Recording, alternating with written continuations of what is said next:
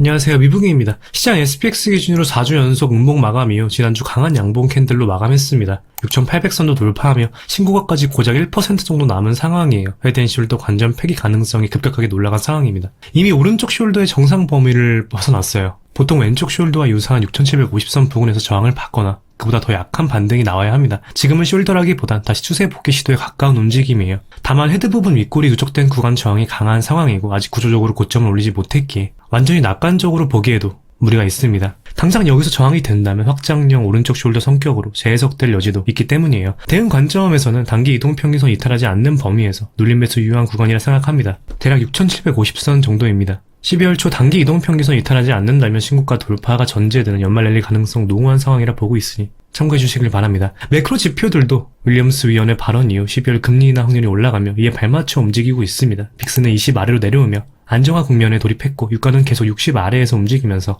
인플레이션 압력을 해소해주고 있습니다. 10년 채권금리는 4%선에서 움직이고 있고 달러 인덱스 역시 더블탑을 찍고 21선 아래로 내려오고 있어요. 이에 따라 저는 화요일 금리 인하 수혜주 주택건설 3배 ETF인 내일 진입했고 이후 불따기까지 진행하며 대부분의 현금 소진한 상황입니다. 원지수 ITB로 보면 하락 채널 돌파 매매 관점으로 접근했어요. 당분간 러셀 움직임 집중해서 체크할 생각입니다. 지수 넥라인 지지 후 강한 반등과 개선되는 매크로 지표, 금리 인하와 QT 중단이 한 번에 예상되는 FMC 등 긍정적인 상황이에요. 물론 아직 완벽하게 시장을 낙관하기에는 몇 가지 불안 요소가 존재합니다. 먼저 지난주 시장이 강한 회복 국면에 돌입하면서 하락 추세를 돌파했지만 거래량은 굉장히 적었습니다. 추수감사절 연휴에 맞춰 월가 대부분의 기관 투자자가 휴가를 떠나게 되면서 미국 증시 전체 거래량이 크게 감소하게 된 겁니다. 랠리 자체가 대형 기관들의 매수세보다는 개인 투자자들의 매수세에 의해 움직였다는 의미입니다. 완벽한 방향성이 잡혔다고 보기에는 무리가 있는 거죠. 빅스도 다시 보면 5거래일 연속 하락하며 고점에서 40% 이상 하락 마감했습니다. 이에 따라 10월 핵심 지지로 작용하던 15에서 16 구간까지 하락하기도 했고요. 개인적으로는 빅스가 충분히 단기 기술적 반등이 나올 만한 상황까지 왔다고 보고 있고 하방에 대한 해지 포지션이 들어올 만하다고 봐요. 빅스 기술적 반등이 나온다면 지수 단기 이동평균선까지 눌림 가능성이 높아지겠죠. AI 대장주인 엔비디아 지난주 주요 빅각 사수하는데 실패했다는 점도 간과할 수는 없을 것 같아요. 정리하면 시장의 추세 자체는 상승 쪽으로 방향을 잡았을 가능성이 높지만 12월 초는 진짜 상승인지를 체크하는 리테스트 과정이 있을 것으로 보고 있습니다. 그 과정에서 순환이 강하게 나올 것으로 예상되기에 모멘텀 유효한 섹터 및 종목들로 집중하는 게 유리하다 판단하고 있어요.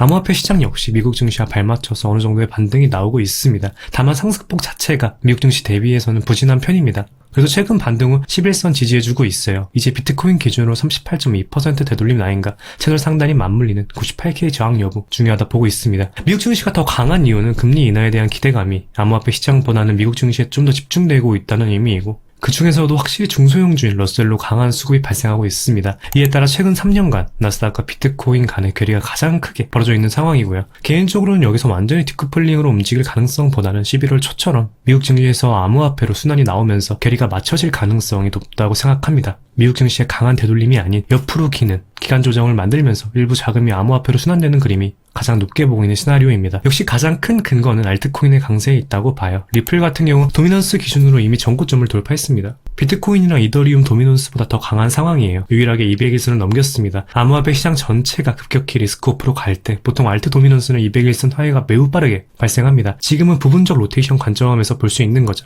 리플 ETF의 경우 11월 13일 카나리 캐피탈에서 신규 발행한 ETF인 XRPC가 있습니다. 비트코인과 이더리움 다음으로 리플이 ETF 구조로 상품화되었다는 것 자체가 의미가 있어요. 기간 테이블 위에 다시 올라왔다는 시그널입니다. 특히 미국에서 리플 현물 ETF 논의가 재점화가 될 경우 XRPC는 선행 레퍼런스 역할을 할 가능성이 높기 때문에 관련 투자하신다면 참고해주시면 좋을 것 같습니다. 개인적으로 이번 주 연말 랠리를 결정하는 주간이라 보고 있어요. 앞서 설명드렸듯 지수 단기 이평선 무너지지 않는 범위의 눌림이 나온다면 다시 상승 탄력 받을 가능성이 높다고 보니 참고해서 전략 수립해주시면 좋을 것 같습니다. 그럼 오늘 영상 여기서 마무리하도록 할게요. 오늘도 시청해주셔서 진심으로 감사드리고 도움이 되셨다면 구독과 좋아요 부탁드리겠습니다. 궁금하신 점은 댓글 남겨주시면 확인 답변 드릴게요. 감사합니다.